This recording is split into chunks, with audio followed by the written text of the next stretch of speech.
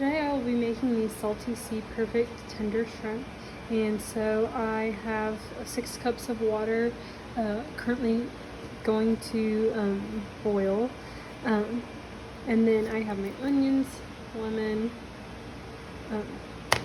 butter,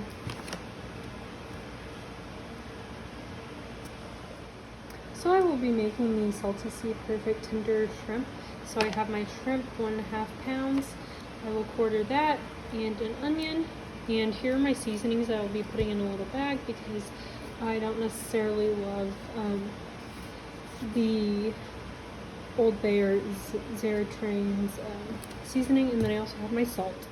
So now I have boiling water with my seasoning pack, with my seasoning bag in there, and now I'm going to add my quartered onion, quartered lemon into the boiling water. So I have my quartered lemon and my onion that has broken up in there, and I'm going to let this simmer on low for about 4 minutes, and then I will take some of the liquid out, 2 cups of the liquid out, and put it into this bowl, and I will stir it and it will cool off. So I have taken 2 cups out from here, and I will start to stir that up so the ice cubes melt and this can cool off. So I've added my next 6 cups back in here, and that is going to boil some more. After this starts to boil, I will add in my shrimp, but that won't be until that starts to boil again. So this is about to get boiling. I will add my shrimp in, and then I'm going to set my shrimp in here after it's been boiling in there for 4 minutes.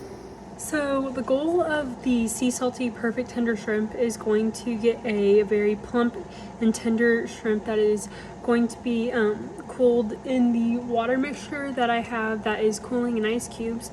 So it's going to be a salty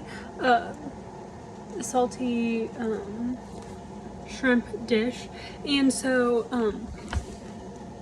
water loss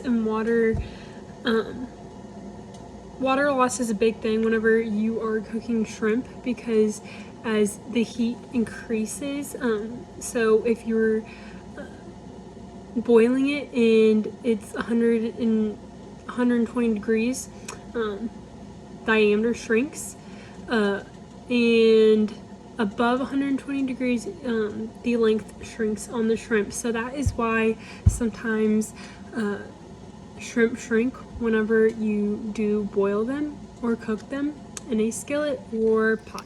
As you can see, I've turned down my temperature, but my shrimp are in there. They are going to cook for about 4 more minutes. They're going to kind of simmer in there for about 4 more minutes. So I'm going to start to strain out my shrimp in here and put them in the ice cold water mixture. So this is just a few of the shrimp. So they seem to have shrank. I don't know if it necessarily turned out correctly, but these are sitting on ice and they are cooling off. But just from a general look at it, I think they were a little overdone, and so I will taste test these in just a minute. So I did a little taste test on a finished one, and it was salty. I couldn't necessarily taste a ton of my seasoning bag, but I'm not a huge fan of shrimp, so I think it turned out okay. They were a little chewy, I will say, so I definitely did not, I think I cooked it a tad longer than what it should have been.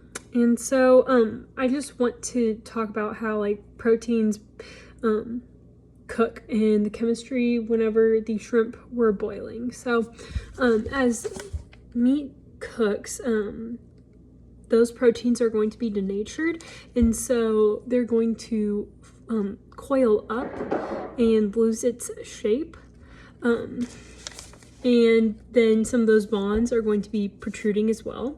So from its natural form, the unwound proteins are going to be denatured, and so you can see So for instance, in this experiment, you can see that that it's definitely changed, and you cannot get it back to how it was first before it was cooked. So those proteins are not how they were, so denatured, and that is from heat.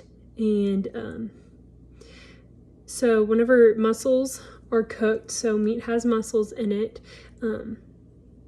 they shrink and they become drier and tougher, and the bundles of protein strands shrink too, and not only in diameter but in length as well.